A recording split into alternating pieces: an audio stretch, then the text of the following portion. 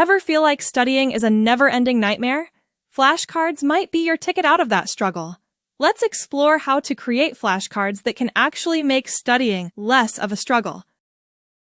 Keep it simple. When creating flashcards, think minimal. Each card should focus on just one idea or fact. You're not writing a whole essay here, just the main point. If you're learning about photosynthesis, don't cram the entire process onto one card.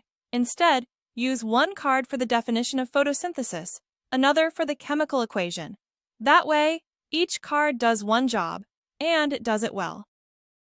Use images and colors. Don't let your flashcards be boring. Adding visuals and colors can make all the difference. Let's say you're studying anatomy. Instead of just writing down the name of a bone, draw or print a small image of the bone. If you're learning about the human skull, include an image of the skull on one side, then label the bones on the other. This makes it easier to remember the information visually.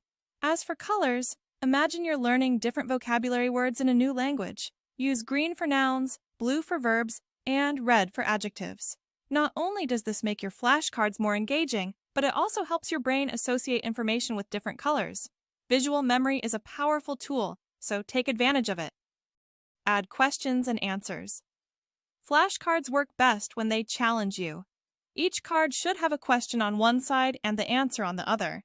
This format encourages active recall, which is basically like giving yourself a mini quiz. For example, if you're studying history, one side of the card might ask, "What year did World War II end?" The other side would have the answer, 1945. Before we continue, check out the link in the description for the full blog post and more details. Break down information. When it comes to complex topics, breaking things down into smaller pieces can save you a ton of stress. Let's say you're studying the causes of climate change. Instead of trying to squeeze all that information onto one card, break it down into smaller parts. One card for greenhouse gases, another for deforestation, and another for fossil fuels.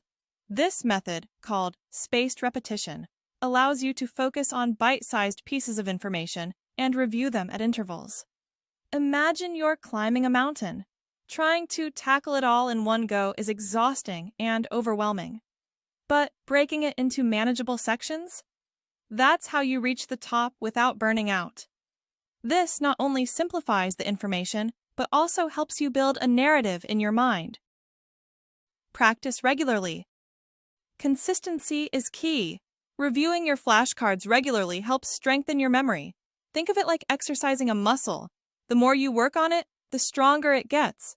For example, if you're preparing for a language exam, set aside 10 minutes each day to review your flashcards.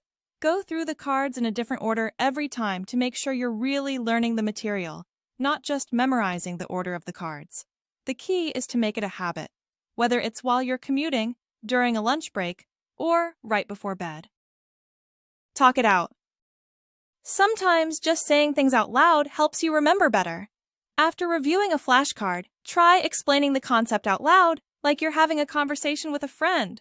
For example, if you're studying geometry, say something like, "Okay, the Pythagorean theorem says that in a right triangle, the square of the hypotenuse is equal to the sum of the squares of the other two sides." You could even pretend you're giving a mini TED Talk, breaking it down in your own words. Talking it out helps you make sense of the material and locks it into your memory.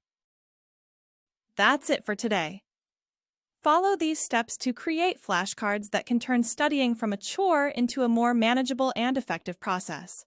Drop a comment with your own flashcard tips or any questions you have. Don't forget to like, subscribe, and hit the bell icon for more helpful study tips. See you next time.